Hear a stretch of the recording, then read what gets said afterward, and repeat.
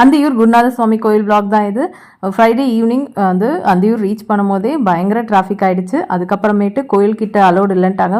அந்த கடைவீதிக்கு மட்டும்தான் வந்து ரூட் வந்து சுற்றி விட்டுட்டாங்க. அது காரு டூ வீலர்லாம் ஒரு இடத்துல பார்க் பண்ணிவிட்டு ரொம்ப தூரம் கொஞ்சம் ஒரு 2 கிலோமீட்டர் பக்கமே இருக்கும். அவ்வளோ தூரம் நடந்தால் தான் அந்த கடைவீதிலாம் நம்ம போய் பார்க்க முடியுமே.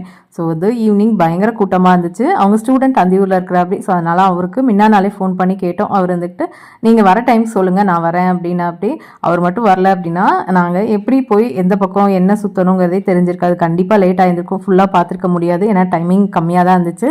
ஸோ வந்து நல்லா இருந்துச்சு. அங்கே எல்லாமே கடைவீதிலாம் நல்லா தான் இருந்துச்சு. ஆனால் நாங்கள் எதுவும் வாங்கலை. குதிரை தான் மெயினாக பார்க்க போனோமே.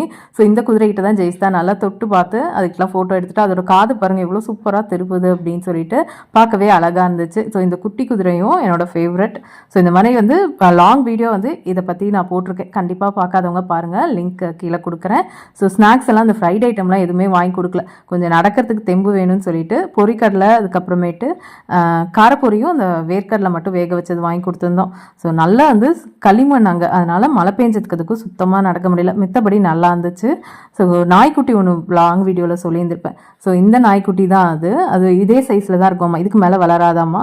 ஸோ அது நிறைய குட்டி போட்டிருந்துச்சு. அது வந்து ஒரு குட்டி 8000 ரூபான்னு சொல்லியிருந்தாங்க.